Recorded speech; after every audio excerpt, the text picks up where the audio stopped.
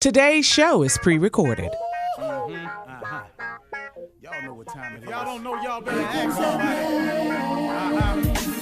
Hat on, suit on, looking like a dapper dog, giving them microphone, dressed like $1,000,000, diamond things in its cuffs. Y'all tell me who could it be but Steve Harvey? Everybody out there listening to me, put your hands together for Steve Harvey. Put your hands together.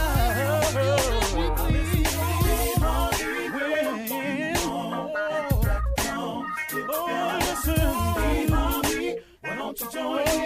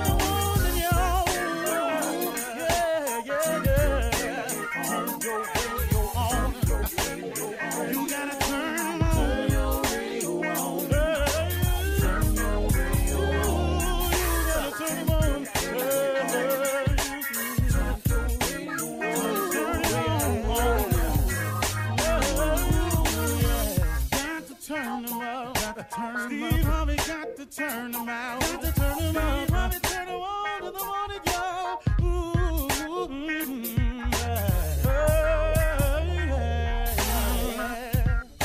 Come on, Steve. Come on. Do your thing, Big Daddy. I sure will. Good morning, everybody. You are listening to The Voice. Come on, dig me now. One and only Steve Harvey. Man, oh man, got a radio show. Yeah, I do. God's so big to me, man. I just have to tell you about it. I can't help it. It's rather obvious to me how big, how good God is. He's absolutely tremendous. He's off the chain. You know, man, I wanted to share something with you today. You know, if you're out there, start your mission today. Why don't we all decide together? Better yet, let's just kill that because you don't. Just individually. Look, you listening. Everybody's got something that's on the table that they haven't yet attacked yet. What are you waiting for? Start your mission today. Stop the procrastination now. And if you allow procrastination to set in, then that allows then, which is a weakness, but that allows the devil then to just really do his thing. Because an idle mind is the devil's playground. So if you ain't working on your goals, dreams, aspirations, or visions, you just waking up seeing how today gonna go, or the devil, he got plenty for you to do. See, but if you get your mind right on your goal and your focus and your purpose, then you can go on about your business. Then when the distraction comes, you can catch yourself. Now, that don't mean you ain't going to fall prey to some of your distractions, because you will. But you will have a goal in mind, an aspiration that makes you go, hold on, man, I got to stay focused here, because what I really want, where I'm really trying to go, the thing that I'm really after, this new little thing that's being introduced, this don't fit into the equation. Man, let me keep it moving. Or you may step off the line for a little while. Like I said yesterday, the thing about God is he's so forgiving that if you get out of line, he'll hold your place. See, that's the real cool thing. A lot of people will do that for you, too. Like I said, if you're at the movie theater or you're at the amusement park and you're in a line and you forget something, if you politely ask the person behind you, hey, man, I got to run to my car, I left something, would you hold my place? Most people will say, fine, yeah, go ahead. And when you come back, they don't have a problem. See, your problem is you want to get out the line, go do something, then come back and just get up in the line further up than you were, or cut somebody. Now you got a problem, because see, everybody looking at you now like, oh, whoa, partner, where you come from? The line start back here. But see, the thing with God is God don't do that. God don't say the line start back here. God holds your place. When you make a mistake and you fall off the line, God holds your place. But if you ain't got no dreams, aspiration, if you ain't got no place, what he holding for you? See, I mean, he got a place for you, but you got to come to him. See, some people, here's what I'm saying. If you got a goal, an aspiration, a dream, and you fall off track momentarily, you can get back to that. Because God knows where you left off. Now, you may have to accomplish a few more things since you stopped for a long period of time, but God knows where you left off. You can get back on track. Look, man, this dream of being on TV since I was a kid, it got off track now. It got off track. I just kept it as one of the dreams. And in some real dark moments when it looked like it wasn't going to happen, all I was hanging on to was just a hope that one day it could. But that's what faith is really about. Faith is the belief in things that you cannot see. But faith gives you the confidence to keep hoping, man. Sometimes it just keep hope alive. Sometimes, you heard Jesse Jackson say it, just keep hope alive. Sometimes, man, it's just the hope. I was hanging on a hope. And I'm talking about when it got real ugly and funky out there for me. When it looked like I wasn't going to ever make it. And all of the facts was in and everything pointed in the direction you're not going to make it. You done really messed up this time. Then I sat there and I just hung on to the hope. But man, that's what I'm saying. If you got a dream or an aspiration, a vision or something, when you fall off track and you want to go get back in line, God holds your place.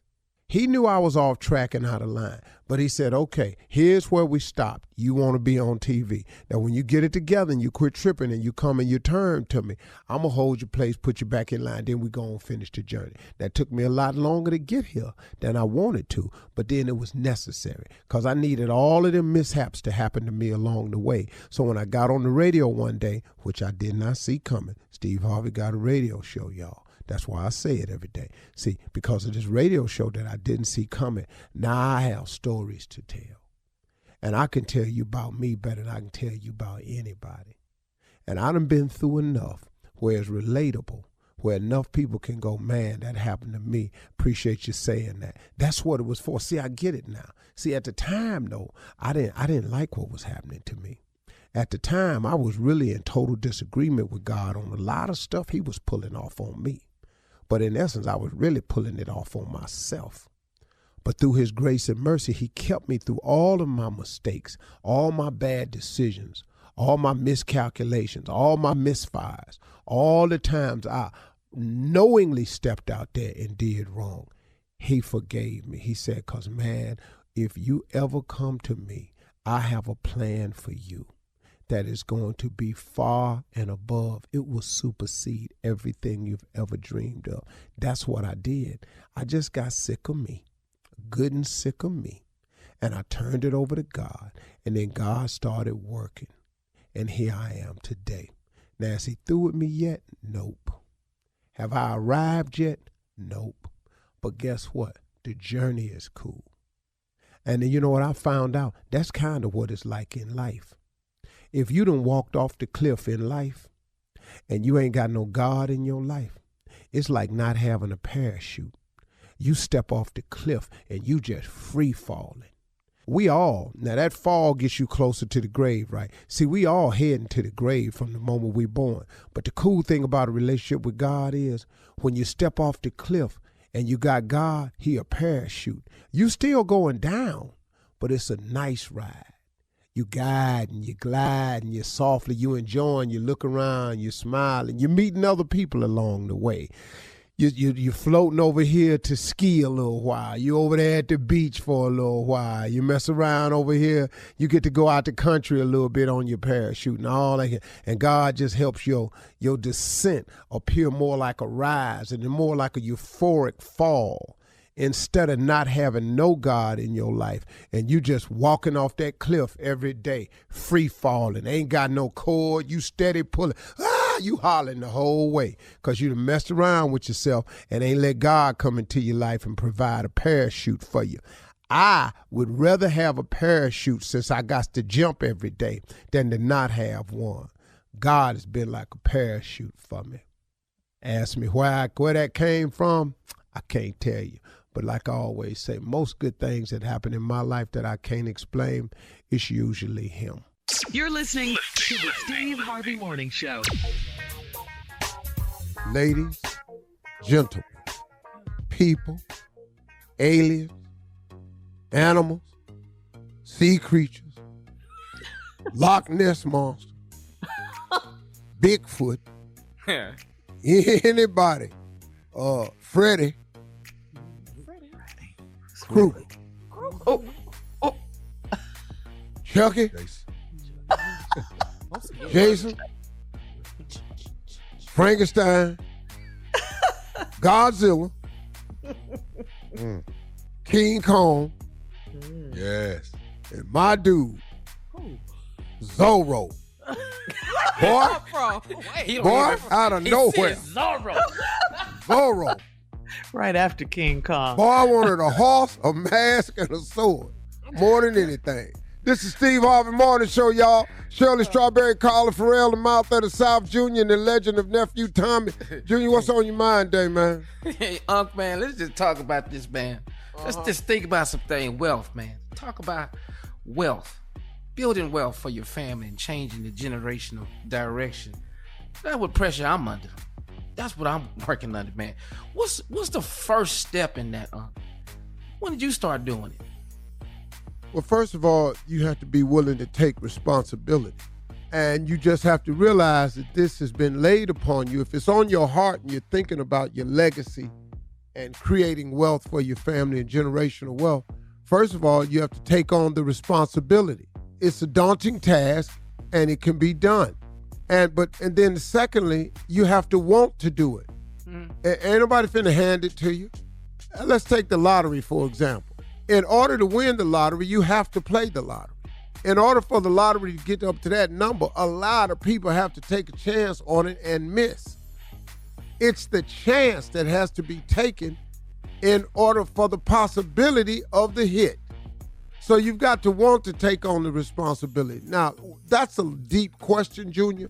So I'm just going to scratch the surface and just let everybody know that there are levels to this. And if you approach it with the simple theory that inch by inch, anything's a cinch, it'll be a much easier task for you. So instead of trying to figure out how to become a billionaire, if you could just figure out how to become a thousandaire first, it makes it a little bit more seemingly doable.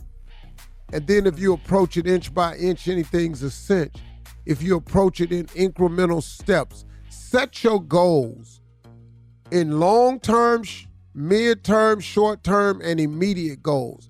The first goal the person has to set is to start. That's the first goal. Do you know the average person never starts because they so worried about the long-term planning and stuff? The first goal you have to do is to start. And then you take it from there. That's the simpler way to put it, man. I could go into depth about this, but we don't have the time. Man, God is good. That's a good one, right? Yeah. You know, Start. You know how hard that is? Yeah.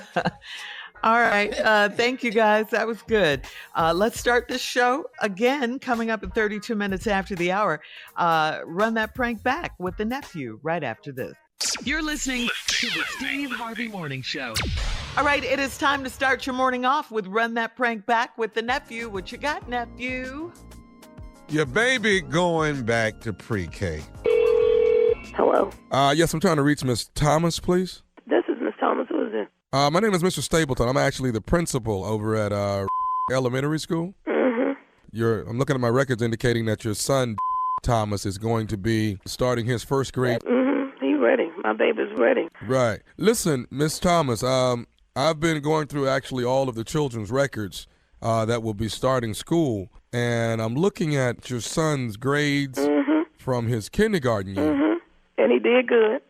Well, no, not exactly. I mean, there's been a few, I actually spoke with the teacher who he was under in kindergarten, and it seems like he just really wasn't up to par as the rest of the children. Now his conduct, now he talks, but he gets his work.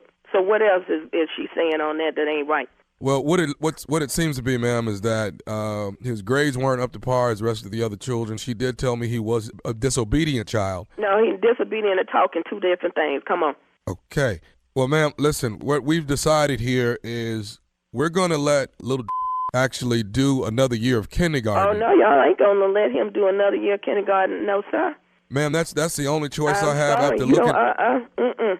No, we got our letter in the mail with our report card the week after school started, and it said on the back, promoted. And if I got to get up off this couch and go get it, I'm going to be off, because I'm telling you right now, we will be in the first grade. Kindergarten wasn't that hard. I'm not sure what they told you about him, but it must be the wrong. Well, ma'am, from my understanding, he doesn't color as well as the rest of the kids. He's all out of the lines when he colors. He doesn't know his numbers completely, and that's kind of what we need when you first come into the first grade. No, what I can show you on this paper, he did satisfactory all the way through. Now you about to me off, and I'm already sick calling me with some about my son flunking kindergarten. He ain't that kind of. He does not color well, ma'am. Listen, coloring ain't got nothing to do with the daggone kindergarten. He is going to the first grade, and I'll be down there on August 24th. Ma'am, I will not be able to allow you to get into school on August 20th. I'm sorry, mister. I'm sorry. And I'll tell you what, let me go in and get my pencil and pen, because I don't live that far from this school. And if y'all already down there causing some conflict, I need to get up and go down there, because I'm not telling my baby when he come home today that he ain't going to the daggone first grade. Ma'am, I hate to say it, but I'm going to have to refuse education from him on August 24th. You know what? I just went back and put him in public school. I know that was a mistake in the first place. Fooling with y'all talking about some coloring. Give me your name again, sir. Stapleton, ma'am. And what's that number down there? The number here is actually area code. Wait a minute. I got the number. Never mind. I pulled up this report card. I got the number and your name on the back of this paper. I tell you what, August 24th, we'll be coming in there going to school, and I might make a trip around there this evening when I come from the doctor. Ma'am, to make sure that the you bottom the right line, stuff. ma'am, is I'm not I don't want to hear that. Colin ain't got nothing to do with nothing else. But it's not only coloring. His arithmetic is bad. I'm sorry. No, Are you working with him at home? Are you doing anything as a parent? I work with my son at home every day. What you trying to say? I'm an incompetent parent? I'm just asking, as a parent, are you working with your child? Yes, I'm working with my child every day. He can read better than you, probably. No, he can't read better. I'm the principal. He can read better than you, because obviously you read that wrong on that paper that he's supposed to be going back to kindergarten, when I know the paper said from his going to the first grade. And I'm not listening to no more of this about him going backwards. Now, if you got a problem with your paperwork, maybe you need to go talk to your secretary or somebody in there that wrote my baby name down. Your son's name, Thomas, ma'am. I know it ain't him, baby. I know it ain't him. You're not going to sit up and tell me my son is flunking kindergarten. He is not going back to that kindergarten. Don't bring your son down here August the 24th. Do you hear me? I tell you what, be ready to whip me and my husband. But we will be down there August 4th. Backpack, shoes, uniform, everything. You hear me? I will not be able to allow him an education. Are you down there right now? I will come down there right now and make that correction on that paper for you. Can you bring my baby is not going back to no kindergarten for no coloring. Can you bring him down here and let him color for me so I can... You talking about coloring, arithmetic, and all this stuff? No, No, I'm sorry. We will be down there August the 24th. I will have this report card in my hand that says you have been promoted to the first grade, and he's going to have a smile on his face, and so are you. I got one more thing I need to tell you, man.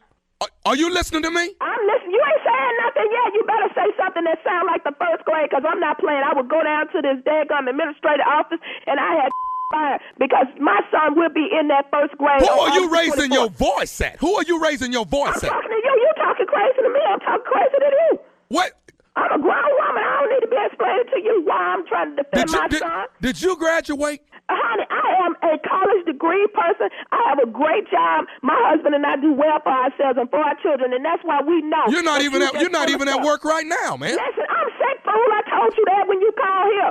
Waiting on the doctor to call me now. I'm probably missing my phone call. Can you color? Because your son can't color. Can I color?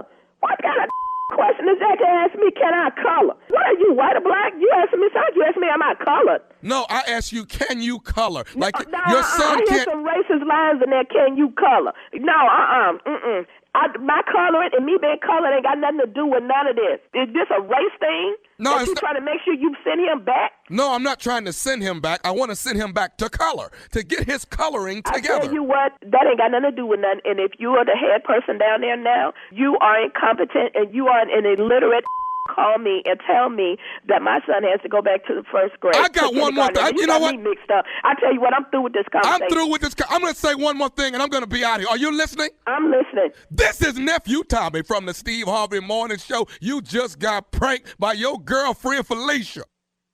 I'm going to beat Felicia's I am going to beat her, mother. You're about to get tore out the frame.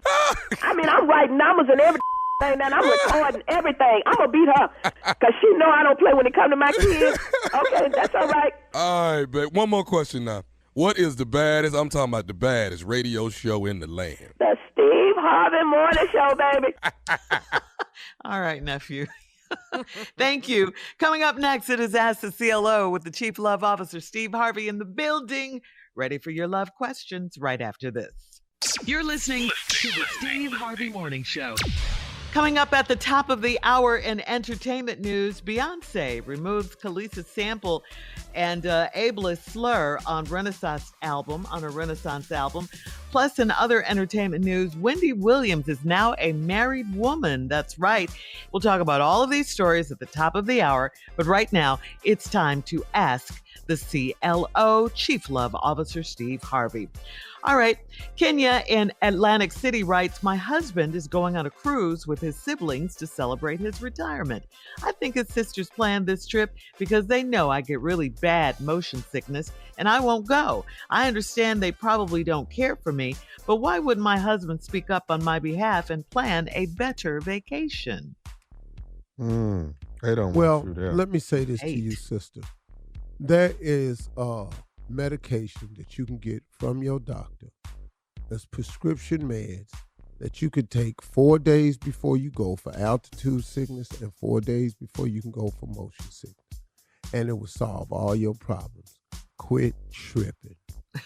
People make me sick. Always calling in and complaining about something. Why you got to exclude me? Learn how to swim. Hell. That's your response. From the person Do you that know how to don't like to swim? swim. Right there. Do you know how to swim? Yes. So Yeah, I know how to tell swim. them how I know how to swim to get back. But you know, when you don't want to deal with the letter, I can just tell him anything. So now it's just You don't wanna deal with it? That's not helping. This ain't a love All right. question. She mad because they done planned the cruise. Everybody want to go on cruise, but your little sick ass. Take the pills, call your doctor, and get on the boat and celebrate your husband's She's retirement. mad at her husband. That's what it is. No, but why you mad at him? It's his retirement. They throwing something for him.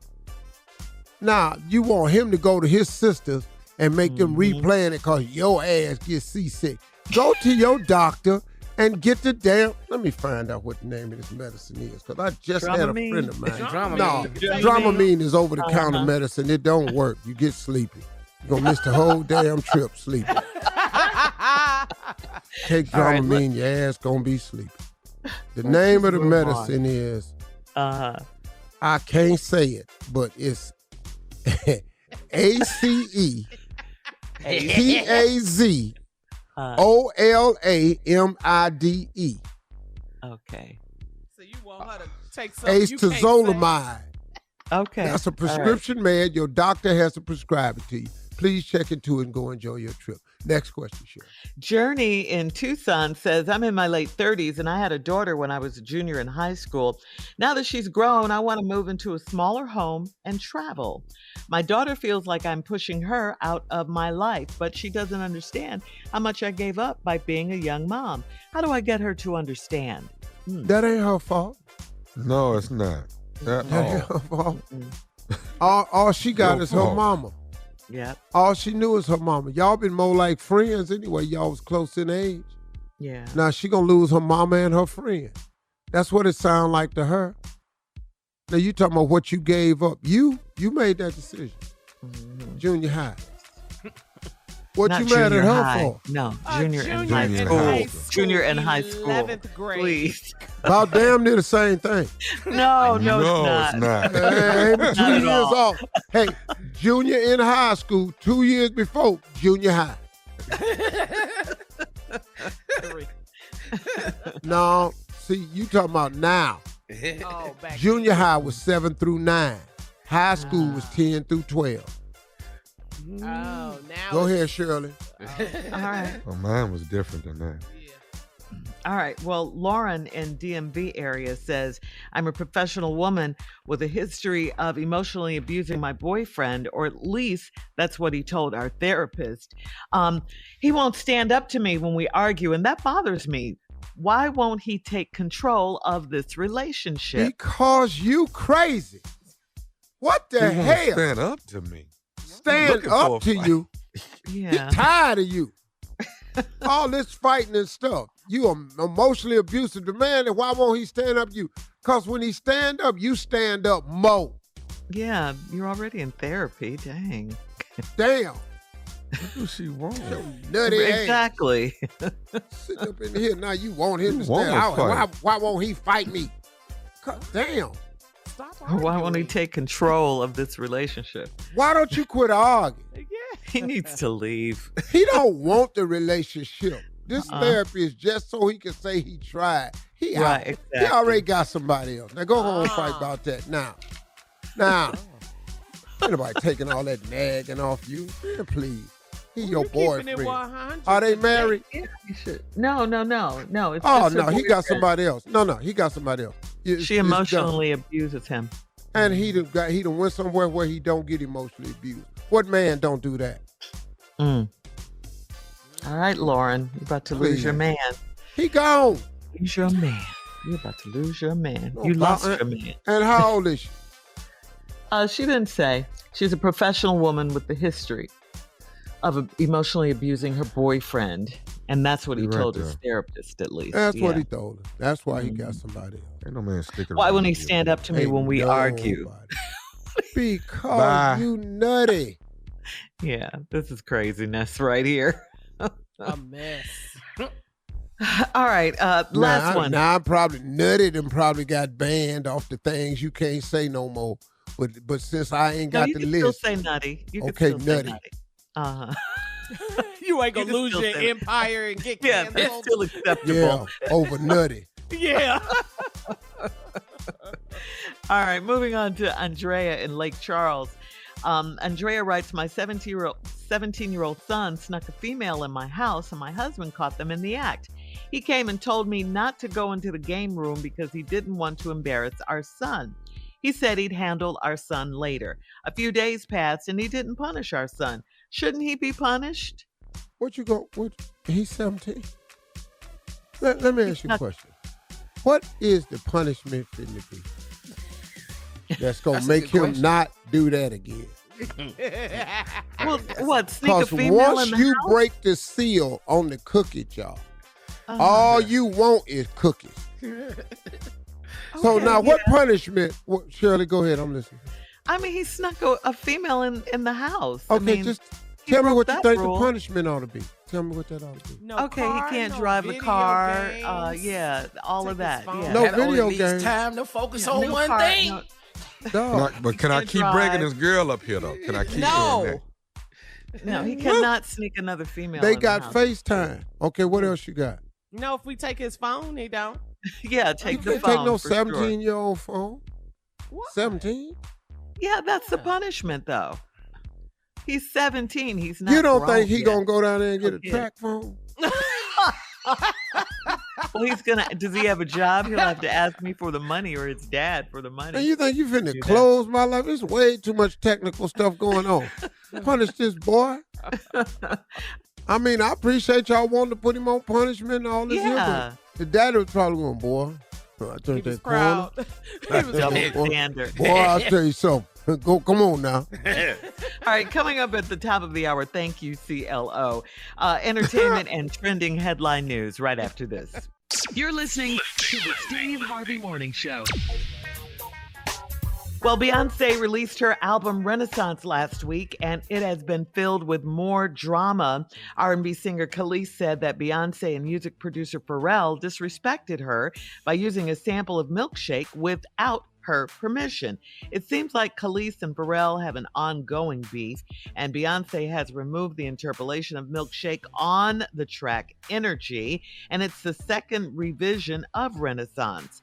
And albeit a slur that is often used to demean people with spastic cerebral palsy was removed as well from the track Heated earlier this week. And you can check this out too.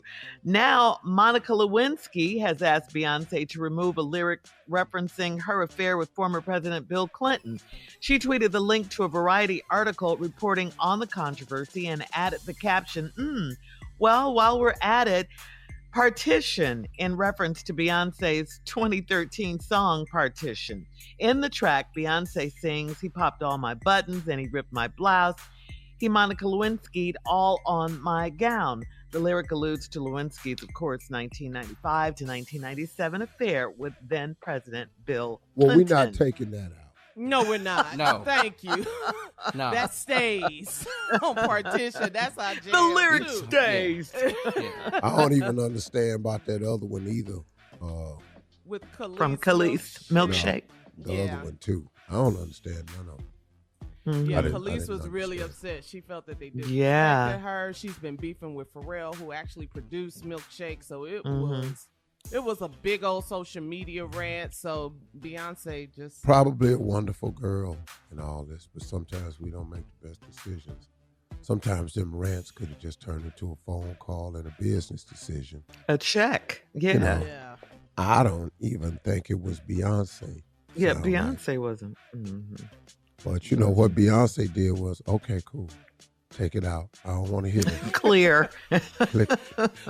Yeah.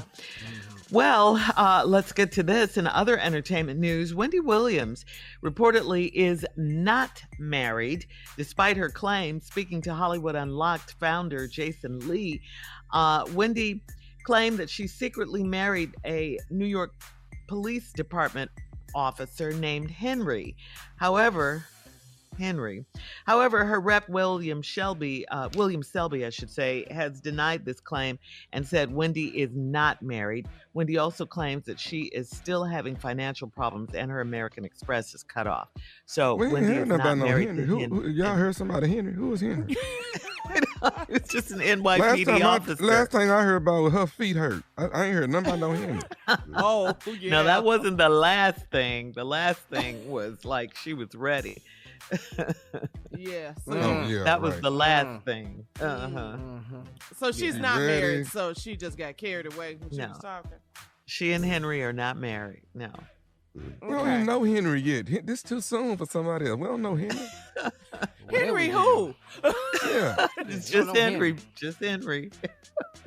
She Wendy and already Henry are not Okay. sitting in a tree. Okay. K-I-S-S-I-G. You talking about Henry Dixon working Nostrums? What you talking about? No, he's With an the hookup. NYPD Uh, officer, okay? He's an officer of the law. All right. Well, finally, in trending national news, the monkeypox outbreak has now grown into a problem serious enough for President Biden to appoint a national monkeypox response coordinator. A national monkeypox response coordinator. All right. His name is Robert Fenton. He's a former FEMA administrator who has previously led multiple disease prevention and response operations. He will lead the fight against monkeypox, which now has more than 6,000 cases reported in the U.S., mostly in major cities like New York and San Francisco. Fenton and his team will focus on increasing the availability of tests, vaccinations, and treatments. So there you go. oh, this is real monkey business. This is serious. Say anything. No pun intended. Really? No pun intended. Say anything. Oh, I Right, think they're it was. shooting. I'm out of sicknesses myself. I just don't know what they want now. Yeah, it's a lot. Just had isn't it? COVID. Now you got monkeypox. Mhm. Yeah. I'm trying my. I hope I don't get that. Oof. And We don't want none yeah. of it. We don't want Yeah. none of it. But if they start doing those press conferences, remember the daily Every day, the briefings? updates. Yeah, like Mhm, Fauci, mhm. Dr. Fauci had 4:30 to do. every Friday, every day. Oh no! I hope we don't Steve, have to go back. To yeah. Do Is the this a monkeys job know? you could handle, Steve? yeah. I know you have a lot of jobs. National Ain't no Monkeypox doubt about it. Response Coordinator. Matter of fact, I'd love to be the dude to come on every day. Really? Okay. Oh yeah, ladies and The gentlemen. National Monkeypox Response Ladies and Coordinator, gentlemen, Steve here we Harvey. are with the days the MPR is what we're gonna call it, the Monkeypox Report. And here's your Monkeypox reporter, Okay. Jack Riller. I'm gonna even have a monkey name, Jack Riller. Hi, everybody. I'm Jack Riller, and here's today's monkeypox report. Just wanted to report there were 8 new cases of monkeypox today. Nowhere near me, so I'm just fine with it. Monkeypox, in case you haven't heard, is a contagious disease that's spread by touch. It's unsightly, ungodly amount of bumps that come on your body. The only place that this is alarming is when they show up on your damn face. My suggestion is if you get monkeypox, stay your ass at the house. Don't come up to the hospital because we ain't taking nobody in up there because you can't come up in there and infect everybody else. Monkeypox, we don't know what it is, where it come from, where it's going, or who got it, and what the cure is. So that's the report today. Good luck. Have a nice day out there, and stay away from the monkeys. We'll see you tomorrow. That's All right. the same report from yesterday. Yeah, that's what it's going to be. Coming up 20 minutes after the hour, we'll talk about late country star Naomi Judd right after this. You're listening to the Steve Harvey Morning Show. Country star Naomi Judd, if you recall, died back in April. And now a new report claims that she didn't leave any of her estate to her 2 daughters, Winona and Ashley. Radar Online reports that Naomi's husband, Larry Strickland, who she wed back in 1989, has been named executor of her estate, leaving him total control of her fortune. And if he ceases or fails to serve, she chose her brother-in-law. Naomi's estate is set to be worth about $25 million. Yeah. And rumor has it that her daughter Winona is upset with her mother's decision, especially because as a co-member of the Judds, Winona believes that she was a major force behind her mother's success. So there you go. Let me get this out right now. Right Go ahead. here, right now. What? Please tell me, Unc, I am the executor of the state. What? Go ahead, Unc. I was just getting ready to ask Steve that. It don't. What? Go ahead. Because I know I'm in control of. You got everything in order, Steve? I just want to say this, dog. I ain't trying to hurt you. Who you talking to? Tommy? Tommy? You talking Yeah. Tommy? Yeah. I ain't trying to hurt you. But your ass is going to be in for a major disappointment. Are you listening, nephew? And I don't want you to feel no kind of way about it. It's not reflective of how I truly feel about you. Well, what is it reflective Well, of? yeah, wait. You didn't Why even know. am I You didn't not make the them. executor of the state? Because the executor of the will has to be somebody who is going to be there to Careful, make sure that the careful. will and the wishes of the deceased is carried out. I'm going to make do sure that, your will and wishes is carried out. Yo, what? And that's Can't even another say it. requirement. First of all, requirement. the reason I didn't make you the executive because Come on, say it. I'm really say it. thinking I'm going to outlive your ass. Why would I make you the damn executive and you ain't even going to be You here? guys 10 years apart, right? We 10 years years. apart. But all these pranks and stuff, somebody going to kick it. Well, what did you leave Tommy? Is Tommy in there at all? He's not the. Oh, Yeah, yeah, I mean- he in there. No. Wait. Can Tommy even say the word? Let's start there. No, Go ahead, Tommy has Ask another your problem questions. because you ain't going to believe what I left Tommy. Tell us. You want to be the executor of something he can't even say. I Go can ahead. be the executor of the wheel. What? See? What? You say what? thinking. Craziness. And any of his well wishes, I'm under control of it. What? What you leave him, Unc? What you leave him? I left you all my shoes. Too big. Those shoes don't fit me. Well, at least you finally admitted that. I don't want your damn shoes. You want something? You ain't going to be able to fill them, so that's why I left them. You're listening to the Steve Harvey Morning Show. It is time to check Steve's voicemail. And if you want to leave Steve a message, all you have to do is call us 877-29-STEVE. The first caller is from Mississippi, Steve. Her name is Phoebe. Hi, Steve. This is Phoebe from Mississippi. I just wanted to tell you how much I admired your response to Will Smith's apology. You reminded us of grace and mercy and forgiveness, the importance of it. You know, one thing that I want to shout out strong black men is that you show us your strength and your resilience, especially to get back up even after struggles and disappointments. And your testimony each day proves that you can fall, but it's important to get back up. And I just want to say thank you. Thank you for being such a great example of that. The pressures that we see and feel each day is very real, but you have shown us how important it is to never give up. Thank you. Well, that was nice, Phoebe. Nice. Yeah. Very nice. I'm glad, too, because that's one of the things that I do try to be transparent about is the failure part of life.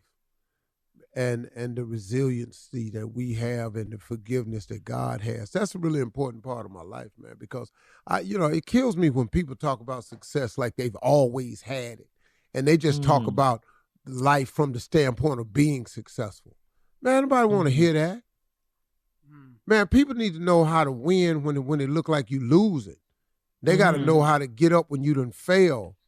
You know, they got to know how to get over after you've been under. That's what people really need to know. I'm just appreciate that. All right, Shirley, thank you. All right.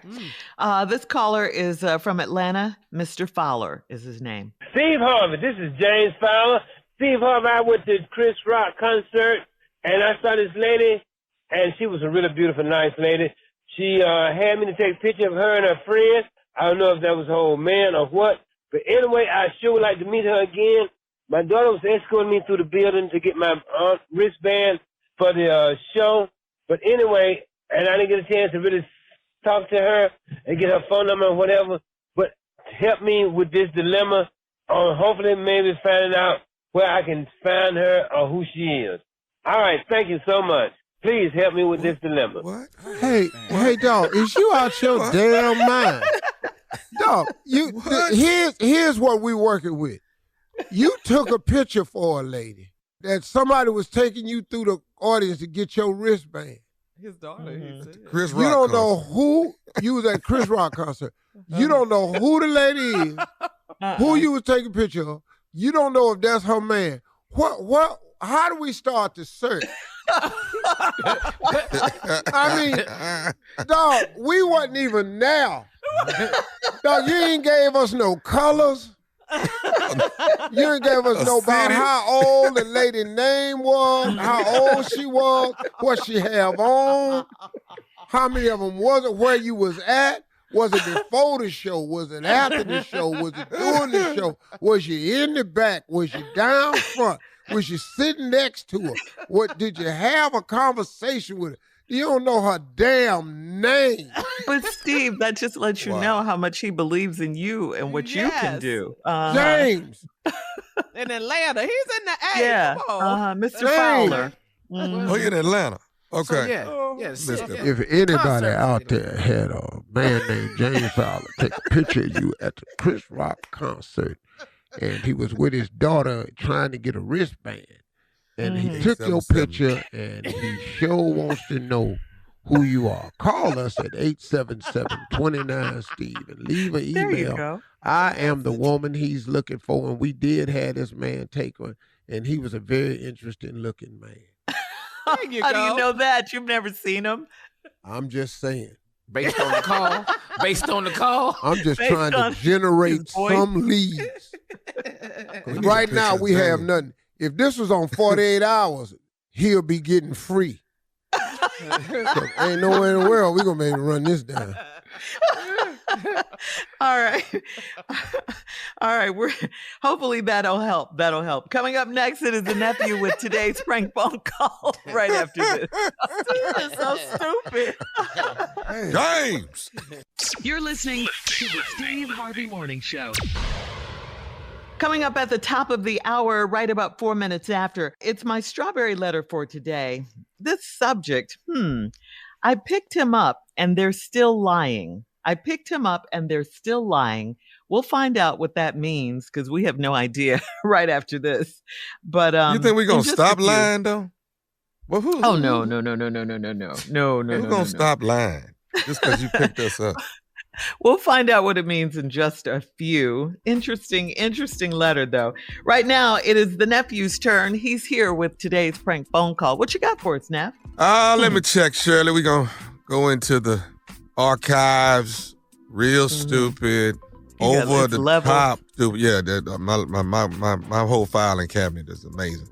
Stupid, real stupid, over the top stupid, amazingly stupid. And then there's just no turning back, stupid. Now I'm trying to figure out where which cabinet I want to go to. Over the top. It's a tough choice, isn't it? No turning back, stupid. Real stupid. We're going to do real stupid. Okay. All right. Yeah. Okay. Real stupid. Let's see. A, B, C, D. We're going to the P's. To the P section. Pizza delivery.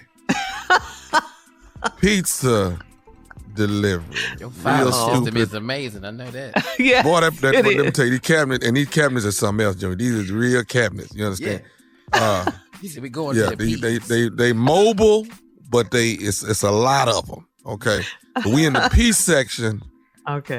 It's in a folder, and it's pizza delivery. Pizza delivery. Cat dog, if you would. No pizza. May I help you? Hello, I'm trying to order pizza. Okay, can you hold for me, please? Yeah, all right. Okay, sorry about that, sir. Can I take your order? Yeah, I need to order 10 pizzas. You want 10 pizzas? And what kind of crust was that going to be? I need 6. Sir, can you talk up for me, please? I need 6 cheese pizzas. 6 cheese pizzas on thin crust. What kind of crust was that again? Thin. 6 cheese, thin crust pizzas. And do you want any other toppings on that, sir? No, I need two meat lovers. What was that again? Can you speak up a little bit? I'm really having a hard time hearing you. I need 2 meat lovers. 2 meat lovers, is that? Yes, 2 meat lovers. 2 meat lovers pizza. Okay, and what kind of crust would you like on that, sir? That's thick crust. You said you wanted thin crust on that? Thick. Sir, I'm having a really hard time hearing you. Can you speak up for me? I need 2 meat lovers with thick crust. Thick crust. Okay. All right, and then the last is 2 veggies on thin crust. 2 veggies? Veggies. 2 veggies. 2 veggies on the thick crust. Do y'all deliver to gated community? Okay, can you hold for a second for me, please, sir? Okay, sorry about that, sir. Okay, can I get your phone number? 342-689. Okay, I heard 342-689, but I didn't get the rest of those numbers. Can I get an area code or? No, my number 342-689. Okay, I need to get the whole 7 digits and the area code so that we can put you in the computer to try to find your location. I told you my number. My number is 342-689. Okay, sir. Let me get my manager on the phone. Excuse me, wait. There's a new phone. He's giving me like 6 numbers. Maybe how can that's fine. I'll take care of it. Sir, how are you doing? Hey, how you doing? I'm doing great. All right, I ordered 10 pizzas, 6 cheese pizzas, 2 meat lovers, and 2 veggies. I'm trying to see do y'all have a problem delivering to a gated community? Oh, not at all. We deliver to a gated community all the time. Let me just get a number for you and an address. Right, my number 342-689. Sir, that's only 6 digits. We need 7 digits. Well, actually, your area code plus your 7 digits. Okay, I don't. If you just leave it with the guard, he'll make sure I get it. No, sir, I don't think you understand. I need to have a phone number where I can call you. We can go in and out of the gate. That's not a problem. When I get there, I want to deliver directly to you. You can't go in and out that gate. Shh, listen, you can't go in and out that gate. Sir, I'm sorry I can't hear you. Can you speak up some? Okay. I'm trying to get 10 pizzas delivered, and you just drop it off with the guard. Sir, I understand what you're saying. I'm trying to deliver the pizza to you directly. The guard is not who's getting the pizza, right? I'm delivering it. But he gonna pay you. I'm cool with the guard. He gonna pay you. Okay, well, where are you located? Let's do this. Where are you located? I'm in Angola. Angola? Angola. Where's Angola? Angola. Y'all don't know Angola. I'm in Angola. Angola, Louisiana? The penitentiary. Huh? So we can't deliver pizza to Angola Penitentiary? Look, I ordered 10 pizzas from her. Six cheese pizzas, 2 meat lovers, and 2 veg. Look, I can't be on this phone too much longer. Listen, sir, I know what you're saying, but we're not delivering to Angola. Do you know where we're located? You got to call somebody. We're in Dallas. Look, you got to call somebody in Angola, Louisiana. Look, I'm trying to get these 10 pizzas. Look, lady, I'm not finna go back and forth with you. Exactly, and I'm not going to go back and forth with you either. We are unable to deliver this pizza to you, okay? Why? Because you are in the penitentiary, sir. No one delivers pizza to people in the penitentiary. People in the penitentiary can't order pizza? No, sir, they cannot. We do not deliver to the penitentiary. And then we're in Dallas. Do you know how long it would take to get pizza to Angola? I don't give a... Let me think. Okay, who the manager there? I am the manager. You're speaking with the manager. What's your name? Never mind what my name is. Just know that I'm the manager. Okay, let me say this to you, since you're the manager there. If I don't get no pizzas here tonight, when I get out in 3 years, I'm coming down there and I'm going to you up. So who the you think you talking to? You ain't going to me up. In 3 years, I won't be here. But matter of fact, I just might stay here for 3 years. So when you come back... Let me tell you something. If y'all don't bring these pizzas to this penitentiary and get it to the guard before he get off work, then it's going to be some around here. Now, I done ordered these 10 pizzas and everybody on the cell block is waiting on them. Sir, I don't care about you and your folk on your cell block. You are in the penitentiary, and I don't even know why you calling or you on my phone. This is a business, okay? And I have a job to do. I am not delivering pizzas to a penitentiary. So y'all discriminating about where y'all bring pizzas at? No, we don't discriminate, but we ain't located in Angola unless you're going to give me some petrol for my metro. I ain't coming. Let me tell you something. I want you to remember these numbers. 342-689. If you see that spray painted on your house or that damn pizza place, then you know my thing got out and I'm looking for your 342-689. I don't give a about 342-689 and 743. What I'm saying is your is grass if you come up here in 3 years, and guess what? Don't drop the soap.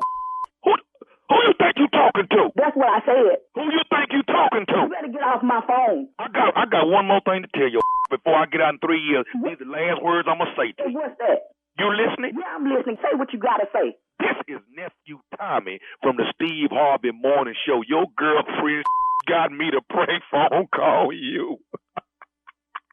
Oh, my goodness. You got to be freaking kidding me, man. Oh, my God. Oh, God, this is Nephew Tommy.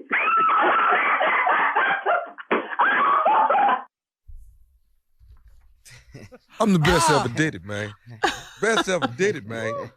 I was scared. I love that tongue twister, though. Yeah, people in prison like pizza. But I love the fact that I ain't know where this food was going. Hey, I know. 74609. Angola. Yeah. Gated community. Sir, we ain't got no problem getting past the gate, but your number, though, we can't get your... Yes, 342-689. 689. Oh, my God. All right, nephew. Another successful one. Coming up next, it is the Strawberry Letter. Subject, I picked him up and they're still lying. Okay, we'll get into that right after this. You're listening to the Steve Harvey Morning Show. It is time now for today's Strawberry Letter. And if you need advice on relationships, dating, work, sex, parenting, and more, please submit your Strawberry Letter to steveharveyfm.com and click Submit Strawberry Letter.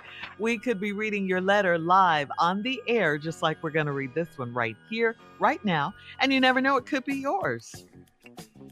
Buckle up. Hold on tight. We got it for you. Here it is. The strawberry letter. What are you doing? I'm still in Angola. I'm still in Angola. Oh, you don't need to be. Well, get out now. Strawberry letter. Here we go. Thank you, nephew. Subject, I picked him up and they're still lying. Dear Stephen Shirley, I have been married for 22 years to a fool who thinks I'm crazy. He works 2 jobs and takes great care of me, but I think he resents me because I never had children for him. At first, we agreed that we didn't want kids, but now we're almost 50 and he said he wants a son.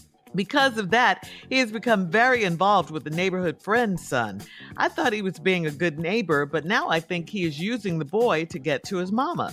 We've known this woman for years, and when she lost her husband 3 years ago, our small community was there for her and her kids. She has an 8-year-old son and a 5-year-old daughter.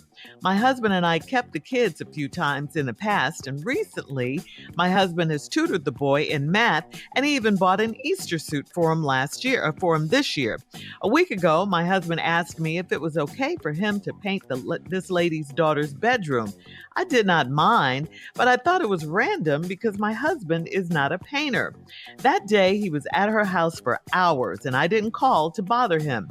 That evening, the lady called me and said that my husband was really sick and needed to go to the ER. I rushed to her house, and my husband was laid out on the floor in his boxers, undershirt, and footies. He was slurring and slobbering, and I knew right off that he wasn't sick, he was drunk. She wanted him gone before her kids got home, and she couldn't move him. She said he took his clothes off because he couldn't breathe. A neighbor had to help him get him into the car. My husband has been sleeping on our couch since then, and they swear that nothing sexual happened. Why are they lying? Should I send him back over to her house? Well, if you listen to this show, you would know there are lies that Steve respects and approves of, and then there are just some really, really stupid lies, okay? Saying he was in his boxers and his undershirt and his footies because he couldn't breathe was just a stupid lie. It was just dumb. The only reason for him to be almost all the way dressed over some other woman's house after he had been there all day is if he and the neighbor lady were doing it or about to do something before you got there. I mean, they're playing house over there. He wasn't painting the daughter's room. You never even mentioned that again. I guess it was a shock of seeing him drunk, laid out on the floor and in his underwear that made you forget all about that. And yes, there is a difference between being drunk and sick, and you know your husband. I'm shocked that she called you, but I do believe you're right. She desperately needed him out of the house before the kids got home. And she definitely needed some help getting him out of there. So a neighbor helped. Well, I gotta ask you, now that he's home, what are you gonna do? You let him stay over her house all day, supposedly painting her daughter's room and not even checking on him all day, for hours. You just can't leave your man over some other woman's house and not contact him. You should have gone over there to see what was going on. Now you're asking if you should send him back. Well, not unless you want the same thing to happen all over again. And until you figure out whether you're staying in this marriage, what you're going to do, he needs to stay on that couch and stay his butt at home, period. Steve? I picked him up and they're still lying. This is a really, really weird letter, man. It is. Kind of crazy, really. This couple been married 22 years. Now she say to a fool who thinks I'm crazy. Well, how did this marriage last 22 years to a man who is a fool and to a man who thinks you crazy? He got 2 jobs, take great care of me, but I think he resents me because I never had children for him. At first we agreed we didn't want kids, but now we're almost 50 and he wants a son. You all agree, but he never stopped wanting kids. Okay, cool. All right, because of that, he has become very involved with the neighborhood friend's son. I thought he was being a good neighbor, but now I think he's using the boy to get to his mama. Well, I think it's both. I think he's also using the mama to get to the boy. Now, but we've known this woman for years, and when she lost her husband 3 years ago, our small community was there for her and her kid. Now, when you say lost her husband 3 years ago, does that mean death? Is that how y'all see it in the letter? Yes, Steve. He died? Uh-huh. Okay. Or she could have lost him to another woman or something like that. I It means know. death. Okay, well, he died. Died. So, and the community and everybody was there for her. She got an 8-year-old son, 5-year-old daughter. My husband and I kept the kids a few times in the past, and your husband tutored the boy in math, and he's even bought an Easter suit for him this year. I think that's pretty good of the man. I like that. A week ago, my husband asked if it was okay for him to paint this lady's daughter's bedroom. Now, this is where it gets interesting, because to even know that the daughter's bedroom needs painting, a pretty extensive conversation has been had. Because you can tutor the boy in math and you can buy an Easter suit. What that got to do with the girl bedroom needing painting? Hang on, Steve. Hang on. We'll come back with part 2 of your response at 23 minutes after the hour. Today's Strawberry Letter subject, I picked him up, and they're still lying. We'll get back into it right after this. You're listening to the Steve Harvey Morning Show. All right, come on, Steve. Let's recap today's Strawberry Letter. The subject is, I picked him up, and they're still lying. Well, this lady and man been married for over 22 years. She thinks the man is a fool, and for thinking she's crazy. He always wanted a son. She thinks there's some resentment because she couldn't have children for him. He's fallen and taken to this neighbor's son. The woman lost her husband 3 years ago. She's got an 8-year-old boy, 5-year-old daughter. And he's kind of taken to the boy, tutored him in math and all this here, and bought him an Easter suit. And she says in the letter that I think he's using the boy to get to his mama, when I think it's him using the mama to get to the boy. And it may be a package deal here that they're working on. You've kept the kids a few times and, all this here. A week ago, your husband said, is it okay for him to paint this lady's daughter's bedroom? Now, that's a conversation, y'all. I've had a conversation with a lot of women in my life, and painting their baby's bedroom ain't ever come up. Okay. Ever. That part. I'm telling you, there was some extensive conversations coming up. Some type of trade-off, some type of deal, something of value.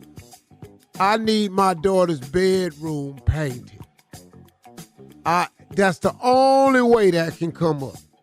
And then the lady said, he asked if it was okay. I didn't mind, but I thought it was random because my husband is not a painter. Yeah, but you ain't her though. See, we a whole lot of things when we got to be. Now, if to get over to your house requires that I become a painter. That's what it is. I'm going down here to Lowe's. And I'm gonna work through some stuff. I'm gonna come back with the little plastic. I'm gonna come back with the can of paint, the brushes, the roller pen, the pan. I'm gonna come back with a stir stick. Right. I'm gonna come back with some tape, that blue tape, so I can mask off the edge. I'm finna learn. I'm gonna go on YouTube and I'm gonna paint this damn room. Yes. Well, the day came, he was at our house for hours. And I didn't call to bother him. And that evening, the lady called me and said that my husband was really sick and needed to go to the ER. Now, this was all, we had to work through this now. I rushed to her house. My husband was laid out on the floor in his boxers, undershirt, and footies. He was slurring and slobbering, and I knew right off he wasn't sick because she'd been with him 22 years. Right. He was drunk. She wanted him gone before her kids got home and she couldn't move him. She said she took his clothes off because he couldn't breathe. Do you know how hard it is to get a man's clothes off? And what that got to do with breathing? Yeah. He was breathing when he had them on, when he walked his ass over there. He was breathing when he was painting that damn house. Now all of a sudden, why he got to be half naked to breathe? Don't get it. A neighbor had to help us get him in the car. My husband has been sleeping on our couch since then. They swear nothing sexual happened. Why are they lying? Should I send him back over to her house? Well, I don't know what you should do. I really don't. I don't have an answer for this. But I'm going to tell you something that I do know. That drinking and painting don't mix. This much I do know. There is no reason to try to drink and stay in them lines. It is no reason to try to drink and think you ain't gonna get that paint on that damn tree. Okay. There is no way you can line that tape up and your ass is drinking. There is no desire to paint after you've been drinking. Painting is physical labor. Drinking to the point where he drunk where his speech is slurred. He done had too much. Thought he was painting. Well, he was over there. There was no paint on him. Exactly. The daughter's bedroom still ain't need no paint. The whole paint in the daughter's bedroom was a lie. So now she got to get him out of here because they been drinking. He drank too much. And now he done fell out. She got to get him out of here for that. And to taking his clothes off. Do you know how hard it is for a woman to pick a man up and take his clothes off? You know how hard that is. He took them clothes off himself. He was ready, but he didn't understand the rules of drinking. When you are drinking and you start to feel something, that is the time to stop drinking and start consuming water.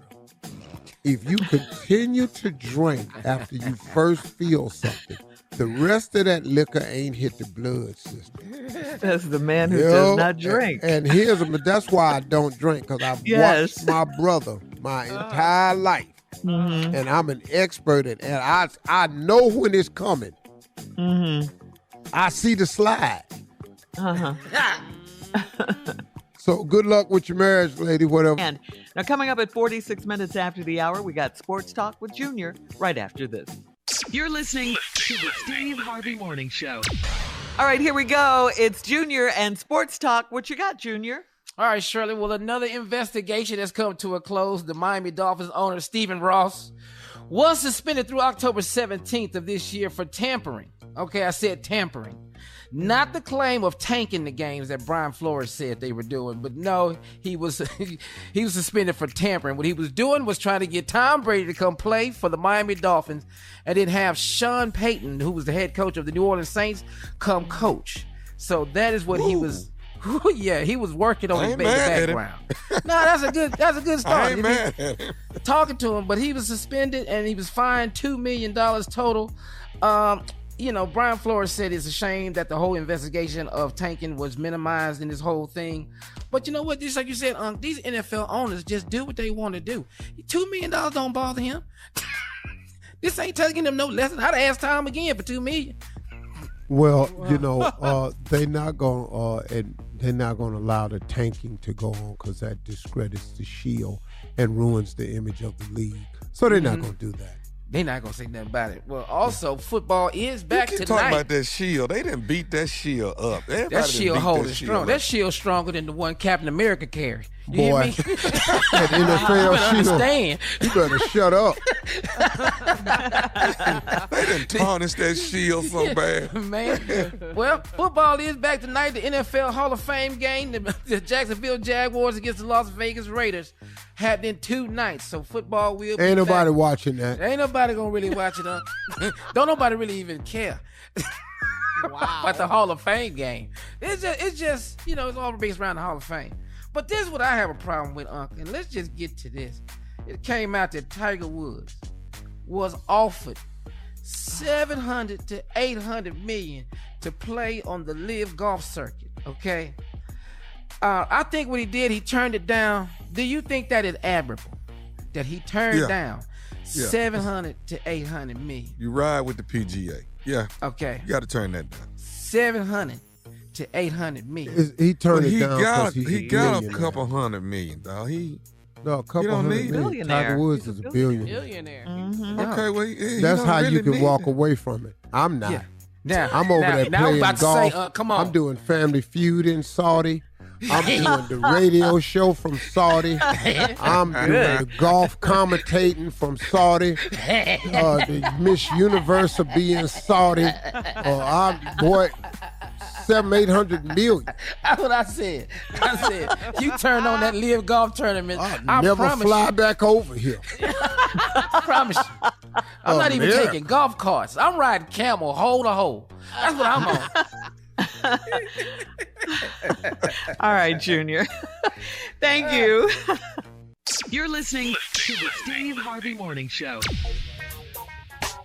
All right, Steve. So here's a discussion we saw on Facebook. It was from Ben, one of our white listeners. Ben wrote, "Since when is not lying a bad thing? After 7 years of marriage, my wife just up and decided she wanted to talk about our numbers. She blurted out that she was with 6 dudes before me and is embarrassed because she thinks that's a lot. In my younger days, I was in several bands and did more than my fair share of hooking up with eager music lovers. Needless to say, she was mad when I refused to answer and pissed when I finally said I had no idea that it was easily over 100. Now she says she doesn't even know me. Yeah, he says why it was did you easily get that over number, 100. man? God, She says she doesn't even know me now and is angry that I didn't lie to her. What the hell? Is there any fixing this? Dog, I don't even know why you even got into that. I have told you it is best to lie. I tell women that. Women, your number is 3. All the time. Mm-hmm. Fellas. So should he have gone like to 10 just to make her feel good about her I 6? wouldn't have gave no number. So you've never given a number in Oh, your hell no. Because it's, and I'm just going to, it's staggering. Yeah. Shocking. Unthinkable. Shocking. It's unthinkable. Is this with money or without or both? At A both. combination? Both. Yeah, don't matter. Oh, it was some great no money days now. What? Okay. What? Don't hate Let on me those tell you days. something. Hey, Sure these was better jokes- with it, though. These jokes work now. Okay. Boy, let me all tell right. you something. It's no way. It's no way. So now the Nah, wife is Rick. mad that he didn't lie to her. And he wants to know, can he fix this? What can he do to fix it? Bye. Come up with another Dog, I would lie. just come up there and just say, babe, look, can I be honest with you? You know good and hell well I ain't been with no 100 women. Okay. Change Oh, you going to Over. fix that? Okay. Yeah, that's the Easily line you over. need. I was just really trying to be man. I don't even know why I said that because it ain't even close to that. I don't even know you. I don't know you. And you're right, you don't. I don't You really know don't. you. Well, Who are babe, these 100? Who are they? Okay, but hold up. I just told you I was in a band on the road now. Yeah. Several bands. So you sing and then you go do it? The Who people out are there they? love the music. They be pointing at you. What you want me to do? Pointing at you. I be playing, be making eye contact. They be just looking at me, pointing at me. That's all it takes. You know, I had that long hair. Yeah, long hair. Then they all Sherman? coming up to me after the show. What I'm supposed to do? Sherman, Flat I want to stomach. know who the 100 is. I want His name is Tim. Well, Start with the A's. 100. all right then. 100. You play a great All right, woman, then. Tom. He does. He's good. 30 of them is your friends.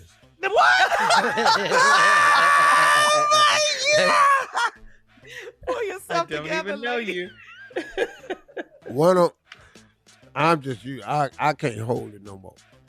Okay. One of them was your sister. Vanessa! Vanessa! Tammy. Oh, Sherman, Oh, that's I right. don't Yeah, know. Tammy and Vanessa. Yeah. The twins. The twins. And then you remember that night your mama came to the show? Oh, you're not gonna do it. Yeah. My mama. Right. So, Mama so dog. seriously, Steve, tell Ben how he can fix it. He just have to go back in there and say, I just made up a number. but I didn't think you'd take it this far. Can he flip it back on her, Unc, about the 6? Let's talk about this 6. Yeah, get off of No. Do I know that, any though. one of these 6? I bet not know. No, don't do that. Not to know. Don't try to flip it. No, sir. Don't flip it on the women because they brilliant. Oh, we flipping now? Oh, we flipping?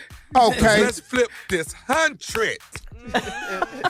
So Ben has to come up with another lie to cover up with the truth, the truth that he told her. Okay. That's what you get All right. for telling the truth. More of the Steve Harvey Morning Show coming up at 20 minutes after the hour, right after this. You're listening to the Steve Harvey Morning Show. You know, there is such a thing as August blues now that we're in the month of August. So I got to ask you, do you have the August blues? Well, if you do, you're not alone. It seems August is a downer month for many people because it signals that summer is ending. For some, that means the end of summer fun. For others, it makes them aware that summer is almost over and they didn't go on vacation or do any of the fun things that they wanted to do all summer. Yep. Others are overwhelmed by back to school, back to work, back to reality, scrambling and scheduling. So the question is, does anybody have the August blues on this show? You guys kind of feeling that a little bit? No. You're feeling good about this month? No, my August is just like my November, so hell. What does that mean? And what? Yeah, huh? My ass is working. That's you got all the I'm blues. saying. Yeah, summer ain't over and I'm finna go back to school. Hell, I'm at work. Yeah. Yeah. So you got the blues, huh, Steve? I don't really have the blues. Because I'm grateful, man. I'm working. I know that's Absolutely. right. And so I ain't got the blues. That's a good point. I had the blues, though. When? Living in that car, my ass had permanent blues. But look at you now. Look at I'm you now. so tired of living out here. I'm so tired of being scared. Won't you help me, Lord? Let me live somewhere. Coming up in 33 minutes after the hour, we'll play a round of Would You Rather right after this. You're listening to the Steve Harvey Morning Show. All right, it is time now, guys, for a round of Would You Rather. Would you rather have shark teeth or no teeth? Y'all. All of them on top of each other. Y'all. I'm not finna do them gums, man. I'm not finna do it. Your mouth just raggedy. Y'all. Holding good triple conversation. Flossing, just jagged. Steve? I'm having ragged ass teeth. Yeah. But I'm not finna have no teeth. You would look crazy, Steve, with no teeth. Wait a minute. With these big ass lips, smile and nothing? Dog, you know how big my mouth actually is?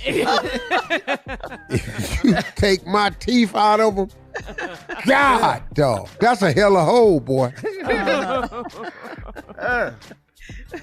All right, moving on to Would you rather marry the most attractive person you've ever met, or would you rather marry the best cook you've ever met? Oh, hell no. Most attractive. Yeah, most attractive. I'm not gonna just sit there and get fat with that other person. Hell, I can cook my damn self. I don't need. Sitting up here, you can cook, but I can't stand to look at you. What are you talking about? Yeah. The most attractive thing about you come on a plate. Man, please. Man. Every time, this is beautiful. Presentation. Hey, man. Hey, who the big crazy ass looking lady in your kitchen? You like the food, don't you? My wife, dog. Don't say nothing about my wife. Yeah, that's an argument. Just eat the chicken, man. It's delicious. Got some cobbler finna come out here, gonna shut your mouth. Now, ask me nothing else about her. Yeah. Baby, help with them yams now. In here asking questions about your looks. Oh, man. That's true. We didn't say she was rough looking. We just said got she's to the make best love cook with you cake ever in the met. bed. You got to feed me for me to make love to you. Come on, Shirley, one more. Would you rather spend every weekend indoors or spend every weekend outdoors? Which one? Outdoors. Outside. Yeah, I knew Steve would be outdoors. Outdoors, man. Oh, that's simple. Yeah. Outdoors? That's Golf, a good one. fish, All right, and would you rather barbecue. work the yeah. Go ahead, All right, Sean. last one. Would you rather work the job you have now for a year at double your current rate of pay or have 1 year off with what you're making now? That's interesting. I'm going to double Hell that money. yeah.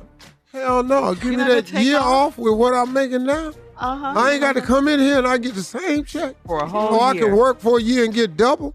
Uh-huh. Man, I'm off. Bye. All right, that's today's round of Would You Rather. Thanks, guys. Coming up at 49 minutes after the hour, our last break of the day and closing remarks from the one and only Steve Harvey right after this. You're listening to the Steve Harvey Morning Show. All right, guys, here we are, our last break of the day. Wow, it went by pretty quickly, and it was a fun day. Yeah, Thursday. Thanks to all our listeners, who join us every morning. We appreciate you so much. We really do. I'm not over your affairs. That bothers me. What are you talking Oh, about? you're not. Oh, over. You know, earlier we talking about his the will, and the will. I'm not. You want to be the executor of his estate. Yes, and I don't understand why I'm not that. Because, that Tommy, makes no sense. I don't know I'm why the you closest to you in our family. I'm the closest to you. What? Tommy, What? I'm planning on being here a long time.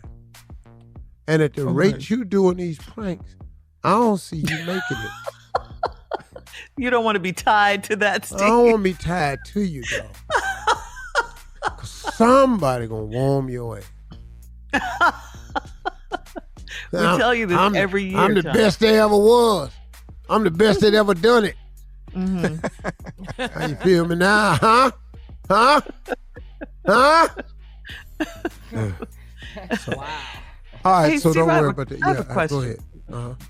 With all the things that you do, you know, all your jobs and all that stuff, how do you find time for yourself and to maintain your happiness and to, you know, how do you find time for all You of know that? what? It's really, really hard, and it's really it's a constant developing process.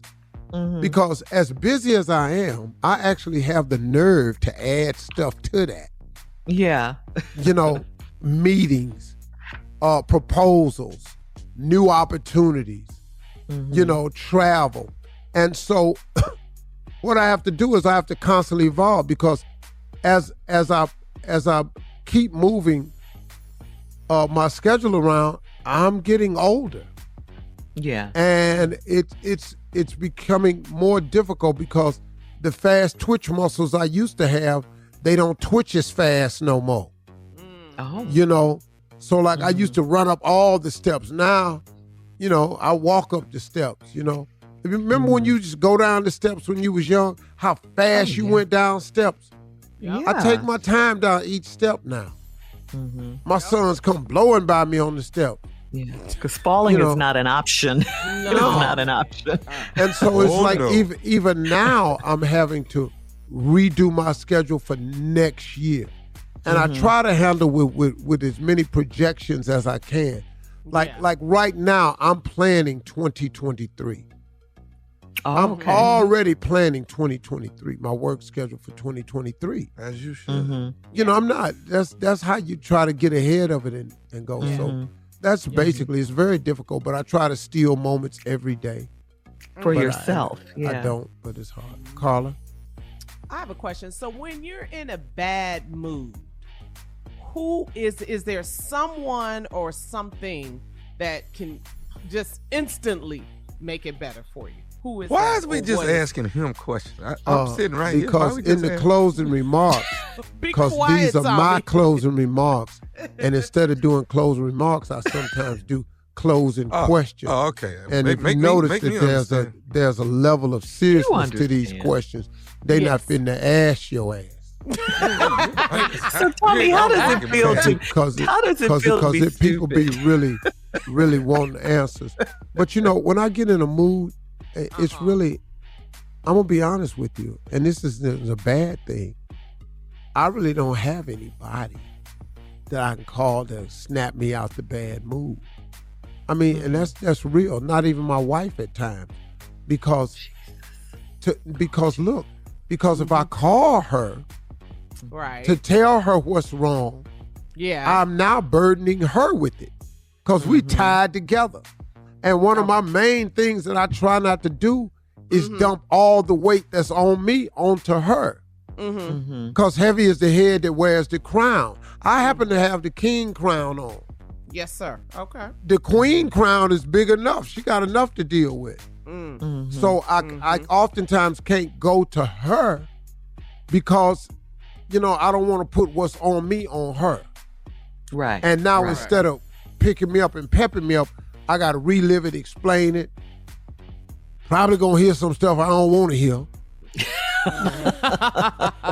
That goes with the territory, yes. And so I find prayer is really the bailout thing for me. Call on Jesus. And then I have this wonderful gift that I've been given, in that I have the ability to make myself laugh. And I tell audiences all the time, you got to laugh every day. But the average person doesn't laugh every day.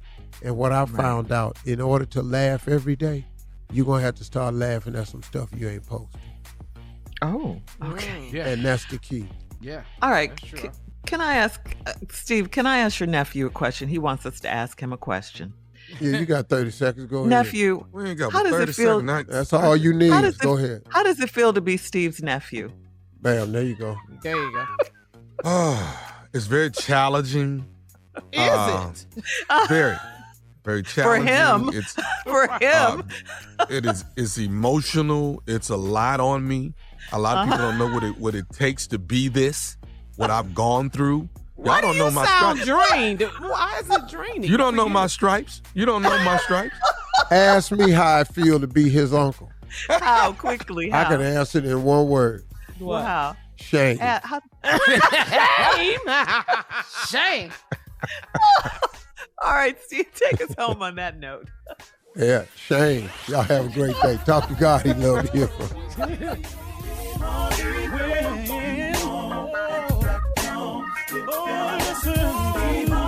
For all Steve Harvey contests, no purchase necessary, void where prohibited. Participants must be legal U.S. residents at least 18 years old unless otherwise stated. For complete contest rules, visit SteveHarveyFM.com. You're listening to the Steve Harvey Morning Show.